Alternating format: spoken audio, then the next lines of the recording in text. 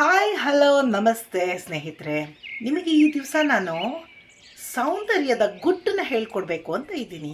ಹೌದು ಸ್ನೇಹಿತರೆ, ಎಲ್ಲರಿಗೂ ನಾವು ಸುಂದರವಾಗಿ ಕಾಣಬೇಕು, ಮನೆ ಮಂದಿ ಎಲ್ಲ ನಮ್ಮನ್ನು ಇಷ್ಟಪಡಬೇಕು, ಸದಾ ನಾವು ಯೌವನವಾಗಿರಬೇಕು ಅಂತ ಆಸೆ ಖಂಡಿತ ಇದೆ. ಇದಕ್ಕೆ ನೀವು ಕೆಲವು ವಿಷಯಗಳನ್ನು ನೀವು ಮಾಡೋದ್ರಿಂದ ತುಂಬ ಉಪಯೋಗ ಆಗುತ್ತೆ ಸ್ನೇಹಿತರೆ. ಮೊಟ್ಟ ಮೊದಲನೇದಾಗಿ, ನೀವು ಸಮಯವಿದ್ದಾಗ ನೀವು ಗಿಡ ಮರಗಳ ಜೊತೆ ಪ್ರಕೃತಿ ಜೊತೆಯಲ್ಲಿ ಆದಷ್ಟು ಸಮಯನ ಕಳೀರಿ. ಒಂದು ಲಘು ವಾಕಿಂಗ್ ಇರ್ಬೋದು, ಮತ್ತು ಎಕ್ಸಸೈಸನ್ನು ಮಾಡಿ.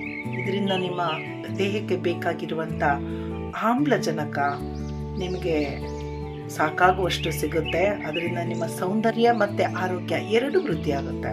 ಜೊತೆಯಲ್ಲಿ ನೀವು ಮನೆಯಲ್ಲಿ ಕೆಲಸ ಮಾಡುವಾಗ ಮತ್ತು ಅಡುಗೆ ಮಾಡುವಾಗ ಖುಷಿಯಾಗಿ ಸಂತೋಷವಾಗಿ ನಗ್ನಗ್ತಾ ಕೆಲಸ ಮಾಡಿ, ಸಿಟ್ಟಿಂದ ಕೆಲಸ ಮಾಡಬೇಡಿ.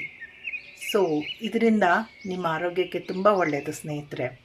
ಅದು ಮಾತ್ರವಲ್ಲದೆ, ಮನೆಗೆ ಎಲ್ಲರಿಗೂ ಇಷ್ಟವಾದ ಒಂದು ಅಡುಗೆನ ಮಾಡೋದ್ರಿಂದ ಅವರ ಪ್ರೀತಿ ಸಹ ನೀವು ಸಂಪಾದನೆ ಮಾಡ್ಬೋದು. ಇದರ ಒಟ್ಟಿಗೆ ನಿಮಗೇನಾದರೂ ಕೆಲಸ ಗೊತ್ತಿದ್ದರೆ ಮನೆಯಲ್ಲಿ ಬಿಡುವಿನ ವೇಳೆಯಲ್ಲಿ ಆ ಕೆಲಸಗಳನ್ನು ಮಾಡಿ ಸುಮ್ಮನೆ ಸಮಯ ವ್ಯರ್ಥ ಮಾಡ್ಕೊಳ್ಳಲ್ಲ ಅಂಥೇಳಿ ಇಡೀ ಮನೆ ಮಂದಿ ನಿಮ್ಮನ್ನು ತುಂಬ ಗೌರವಿಸ್ತಾರೆ.